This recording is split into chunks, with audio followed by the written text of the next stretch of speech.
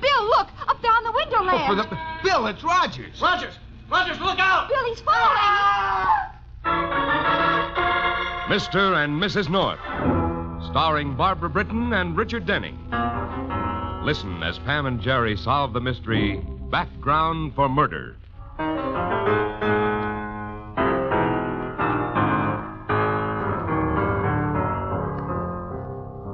A nightclub in the middle of the afternoon isn't a very romantic background, and the man at the piano doesn't sound as if he's serenading his love. Still, the light in his eye as he looks at the fresh-faced young girl seated next to him is unmistakable, and the background becomes unimportant as he woos her in his own special language and with an odd, rather frightening intensity. I got eyes for you, Judy. You're the greatest. Stop it, Hip. You just think you're interested in me because I'm something new. Interested? Judy, baby, I flipped the first time I saw you come into the place. Fresh from the Corn Belt and really wide-eyed at meeting the great Hip Rogers. The great Hip Rogers is a no-good heel. Why, Hip, you mustn't say things like that. I think you're a wonderful person. That's because you're not sharp, Judy. Maybe not, but I'm sharp enough to know a nice guy when I meet one. Sorry, Judy.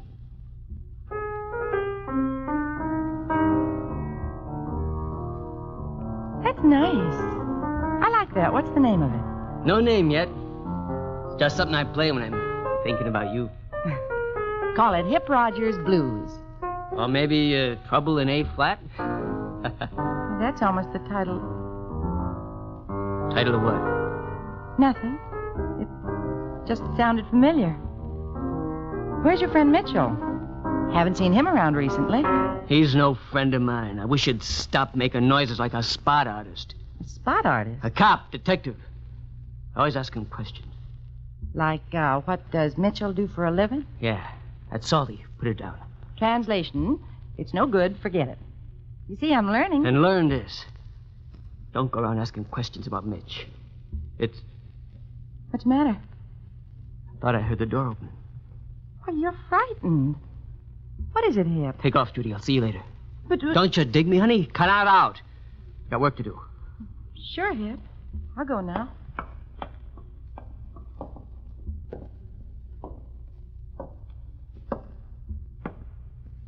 Hello, Mitch. How long have you been here? Not long, but long enough. Depends on why you're asking. Maybe I don't like the way you walk in here like you own the place. No, Hip. You own it, but I own you, and don't you ever forget it. How can I? Yeah, that's better. A few days ago, you were crawling to me on your hands and knees, begging me to keep you from falling apart, begging me to give you... All right, what do you want? Some straight answers to some important questions. Lay it on to me. What do you know about this Judy Gregg? Why? What do I have to know about her? I said I wanted some straight answers. You rented the apartment upstairs to her. You've got eyes for her. What do you know about her? She's not sharp, but she's George. I rather got eyes for her. That's nice. She's always poking that peanut nose of hers into things. I know. I heard her working on you when I came in. She's dangerous. Judy? You're flipping, man. Am I? Let's find out. I don't dig you, Mitch. Well, she's out now. We're going up and search her apartment. But we can't do that. Why not? You're the landlord. You got a pass key. Come on. Mitch, if you ask me, you're... I'm not asking you. I'm telling you. Now get that key while you can still walk. Right? All right, Mitch.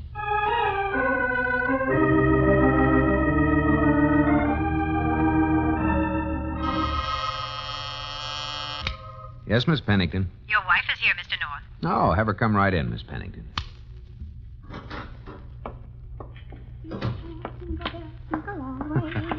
Well, you're in a gay mood, darling. And why shouldn't I be? Look. Hey, the plane ticket. Uh-huh.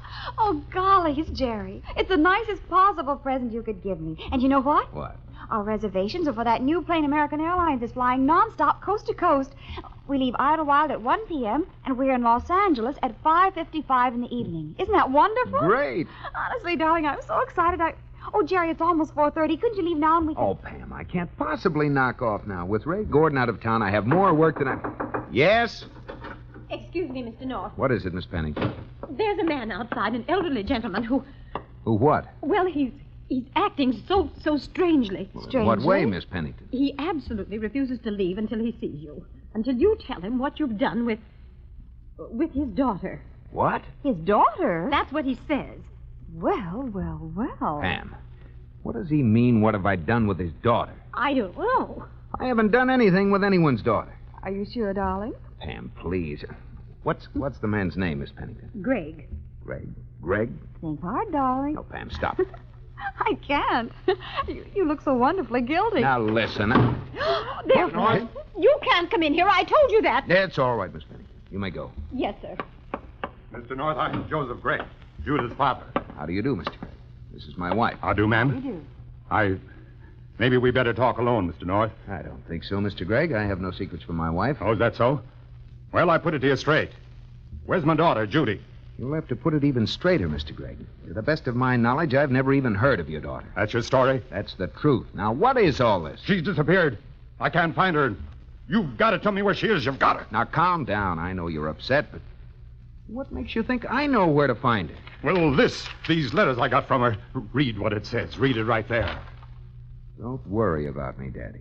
Mr. North is the kindest, handsomest, most wonderful man in the world, and he's promised to take care of me until he publishes my book. Well, and that's only one of the times she mentions you. You want to read some more? No, thanks. I just can't understand it. It doesn't make sense. Have you been writing to her, Mr. Gray? Yes, twice a week since she left home. But care of the North Publishing Company was the only address I had, and all my letters came back marked unknown at address. Something's happened to Judy. Must have. She wouldn't. Now, take it easy, Mr. Gray. Must be some explanation for this. Maybe Ray Gordon, my story editor, has met your daughter. He'll be back in town tomorrow, and I'll see what he has to say about it. We'll help you all we can, Mr. Gregg. Have you been to the police? No, I came here straight from the train. Well, the Bureau of Missing Persons is a very efficient outfit. We could check with them. And we have a friend named Bill Wigan who's on the force. With Bill behind it, we'll find your daughter in no time. You're both mighty kind. I'm real sorry about all the fuss I stirred up. Don't forget it. Oh, I won't forget it, Mr. North. When I get back home, I'm going to tell all the folks that there's some mighty good people in New York. New York's like any other town, Mr. Gregg, only it's bigger. There's some mighty bad people here, too.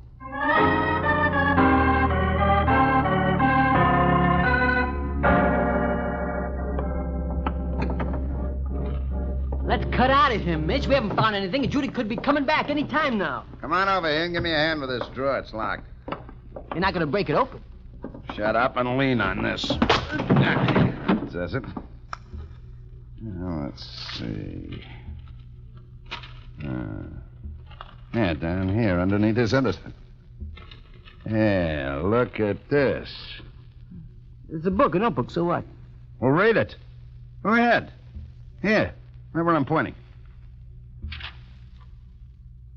I don't dig this stuff. Why would she write all this down? For the police, you fool. She's got enough in here to put us both away. That's salty, man. I won't buy it. That's just what you might have to do, Hip. You might have to buy all of it.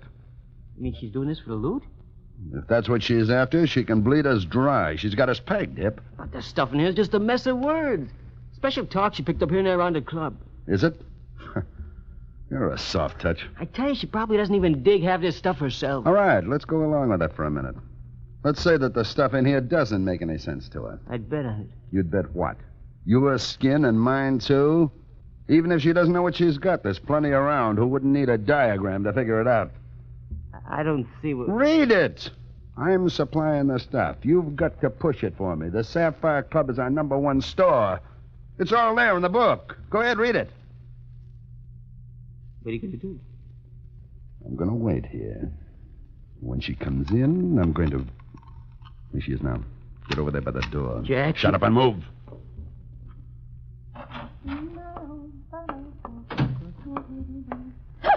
Come in, Miss Gregg. What are you doing here? What do you want? Look, Jack, let's... Stay out of this, Hip. What is it, Hip? What does he want? It's about this notebook, Judy. That's mine. Give it to me. You'll get it, all right. How much were you figuring on asking for this stuff? What do you care? Come on. No, you're hurting my arm. Let her talk, Mitch. Tell him, Judy. You got to tell him. notes for my novel. Oh, that's a new one. But it's the truth. I'm rewriting the book, and I need this for background material. Who's printing it for you, the police department? I don't know what you're talking about. I'm hoping the North Publishing Company will take it. Is that solid, Judy? You're not just jiving? Why should I lie about it? She's leveling with us, Mitch. Let her go. You must be out of your mind. I'm telling you to let her go. Get it straight. You're not telling me anything. How long do you think you'd last without me? Take it easy, Mitch. You need me like you need the air you breathe. Now step aside. Hip, stop him. Judy! Judy, baby! No! Don't, please!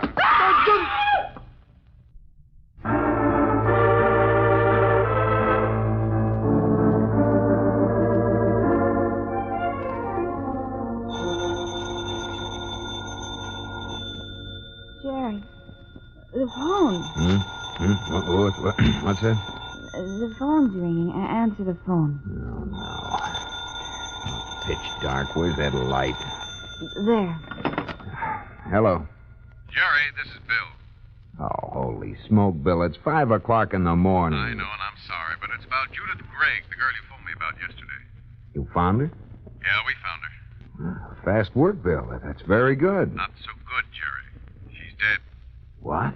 Suicide, according to the preliminary report. She'd been living in a small apartment directly above the Sapphire Club on 52nd Street. That's where they found her. Well, how did it happen? The gas jets were wide open. She was lying on the kitchen floor. Must have been lying there for some time. Oh, that's terrible. Yeah, but the toughest part is still to come, and I'll leave it for you and Pam, if I may. Well, what is it, Bill? I'd like you to break the news to the girl's father and then bring him over to the apartment. I'll meet you there. All right. All right, as soon as possible. Check. What is it, Jerry? What's the matter? Mr. Gregg. Oh, that poor guy.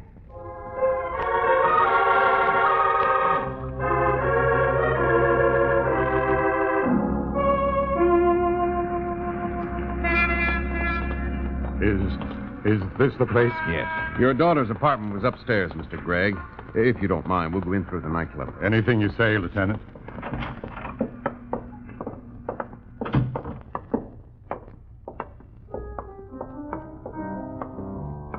Rogers. Huh? Oh. Back again, Lieutenant. Rogers, this is Mr. Gregg, Judy Gregg's father. Hello, Mr. Rogers. Hi. Rogers owns the building Judy rented from him. He discovered your daughter's body. That's right. And this is Mr. and Mrs. North. North? Your name is North? That's right. You, publish books? Yes. And Judy was... Was what, Rogers? Nothing. Nothing. Forget the piano for a minute, Rogers. Rogers, Okay. you started to say something about Miss Gregg. Judy. She, told me she was working on a book. You didn't tell me this before. You didn't ask me. Well, let me ask you this. Have you any idea why she might have committed suicide? Well, a chick alone in the big city. No friends, maybe no loot. Could be, she says. That's case. I'm going to put it down. I'm not sure I understand you, Mr. Rogers. But if you really believe that my daughter was the type who could have taken her own life, then you just didn't know, Judy. I knew her, Mr. Gregg. That chick was... She was the greatest. Mr. Rogers, my daughter was murdered. Now, take it easy, Mr. Gregg. Rogers, I'd like to have your pass key. We're going upstairs. The key? It's right here. Thanks. All right, let's go.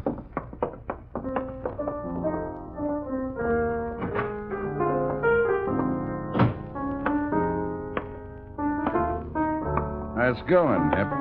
Lay off me, Mitch. Why didn't you open up and tell him the whole story while you were at it? Maybe I should have. Now let me alone. Don't you ever even think that way, Hip. You were there, and if I go, you go too. I tried to stop you, and I couldn't. We're in this mess because you don't know how to keep your mouth shut. You just sit tight, we're in the clear. If you don't, you're not going to like what happens to you, and that's a promise.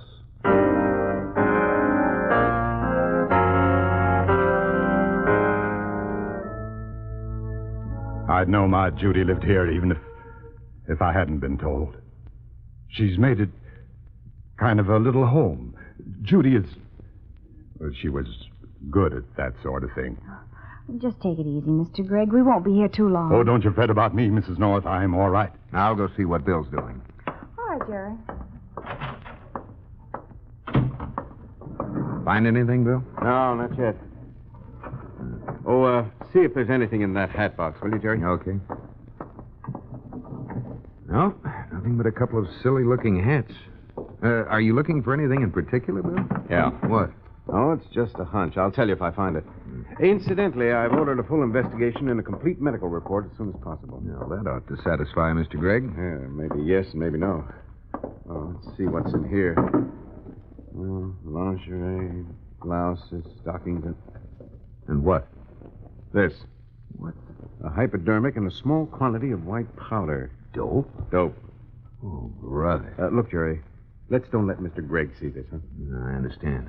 But is this what you were looking for? Let's say it was a possibility. Come on. All right, Mr. Gregg, we're leaving now. I'm going to stay here a while longer, if you don't mind, Lieutenant. I don't think it's the wisest thing for you to do, Mr. Gregg. Why don't you come home with me? You can have some coffee and relax and even take a little nap. Oh, thank you, Mrs. North. You're very kind, but I feel close to Judy here, and I'd really prefer to stay alone for a little while. I really think it'd be better for you if we took you back to our apartment. I guess I know what you're all thinking, but I wish you'd put it out of your minds. My daughter was murdered, and I intend to live long enough to see the murderer pay for the terrible thing that he did. Until then, I'm not going to do anything foolish.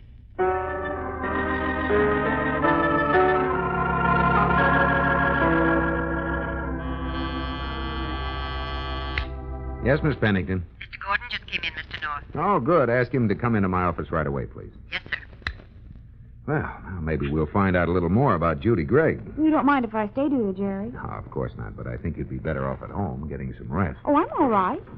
Hiya, Jerry. Hello, Ray. Come on in. Hello, Ray. Hello, Pam. Have a good trip? So. I have all the figures in my briefcase. Later, Ray. There's another thing that comes first. Did you know a girl named Judith Gregg? Judith Gregg. Oh, yeah, of course. She submitted a manuscript entitled Murder in A-flat. I remember her very well. How is it that I never met her? Oh, you were busy at the time. Her book didn't strike me as having sufficient possibilities to interest you. It was her first attempt, and it was... Well, I thought it was rather amateurish. Yeah, what was it all about? There's a murder mystery. Plot revolved around a narcotics ring that was operating among what they call bop musicians and fans of bop music, if you're familiar with the word. Well, you haven't lost me yet. Go on. Well, that's about it. Gee, she was a persistent kid. I made some comment about her obvious lack of familiarity with the background she'd used. She called me only last week. Do you know what she said? What? Well, she said she was gathering material that would turn her book into a sensational expose and make me eat a large portion of humble pie. You'll forgive me if I don't seem overly amused. Huh? Oh, what's the matter? Is there something wrong? Plenty. Miss Pennington. Yes, sir. Get Lieutenant Wigand of Homicide for me. Yes, sir. Homicide? What is it, Jerry? What's the matter? Judith Gregg is dead. Dead? Suicide. Good Lord. Golly, Jerry, it looks like Miss Gregg was doing some pretty dangerous research for that book of hers. Well, that's putting it mildly. It also begins to look like Judy's father may... Yes? I have Lieutenant Wigand for you. Right. Hello, Bill. Look, I think I've picked up some information about Judy Gregg that you should have. My story editor, Ray Gordon, just told me that... What's that? When? Yes, I understand. We'll be waiting for you downstairs in front of my building. Oh, what is it, Jerry? What's happened? Well, Bill just got a complete report from the medical examiner. Judy Gregg was slugged and given a stiff dose of chloroform. She didn't commit suicide. She was murdered.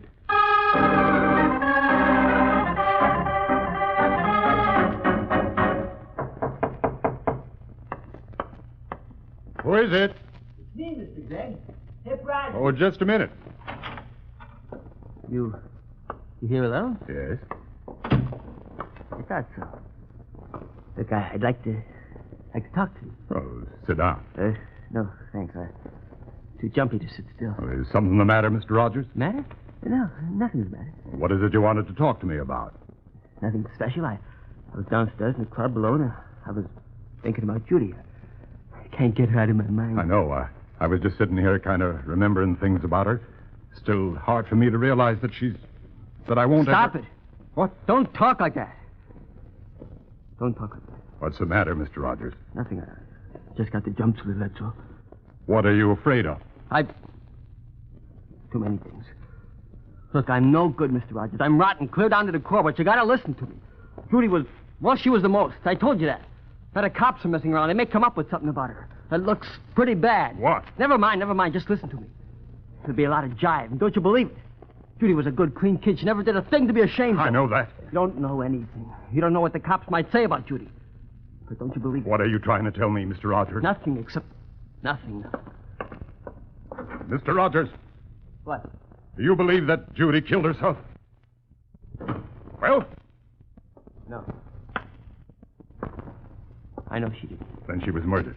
Yeah. And you know who killed her? I'll take it from here. Mitchell, how did you... The back... Who are you? Sit down, Pop. Who are you? The name's Mitchell. Jack Mitchell. Are you the man who... Yeah, I killed you, kid. You? Then your friend here helped me make it look like suicide. That's a lie. I didn't help him. I tried to stop him. What do you think you're doing, Pop? I'm going to call the police. That's a lie. Operator! Jack! Skip it, operator. Jack, you killed him! No. And I'm not going to. You are. Me? Yeah, the old man's going to take a suicide dive out that window, Hip. And you're the guy who's going to start him on his way.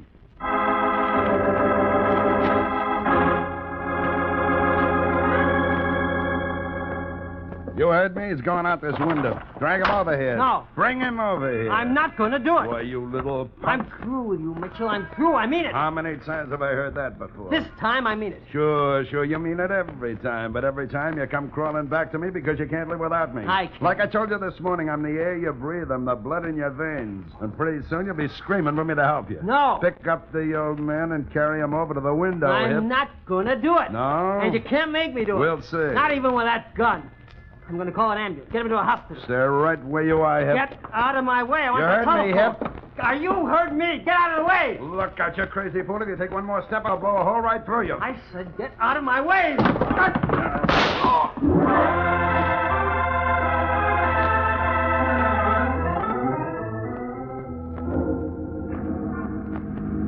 Rogers' place is in the next block, Jerry. Right. Look, and when we get there, I want you and Pam to go upstairs and get Mr. Gregg while I find Rogers and ask some questions. Okay. What's your theory about that hypodermic needle and dope you found in Judy Gregg's room? I think the stuff was planted there, but the medical report shows that Judy Gregg wasn't a drug addict. Here we are. Okay, let's go.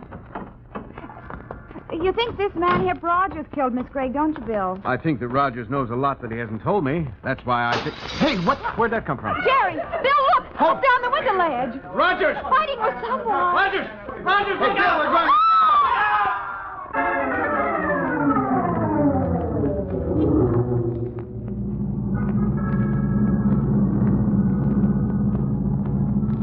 Golly, Jerry, I'm glad that man Rogers is going to be all right. Especially since Mr. Gregg says he saved his life. But Rogers was lucky he wasn't killed along with Jack Mitchell. Mm-hmm. Happy? In heaven. Well, not quite, but you're 15,000 feet closer to it than you were an hour ago. Yes, isn't it a beautiful big plane? Yeah. I was reading the other day that they'll have jet airliners that'll fly from New York to Los Angeles in 3 hours. 3 hours? 3 hours. And because of the time difference, you'll arrive on the West Coast at the same time you left the East. You'll leave at 7 in the morning and arrive at 7. One breakfast in New York and another breakfast in Los Angeles. Well, let me tell you something, Jerry North. I'm never going to fly in one of those planes. Well, why not? One breakfast in New York and another in Los Angeles. Why, I wouldn't think of traveling that fast. Oh, but darling, those planes will be just as large and comfortable and safe as the one we're on now. Well, of course it will be. Well, then what's worrying you? Oh, for heaven's sake, Jerry, I couldn't possibly eat 2 breakfasts.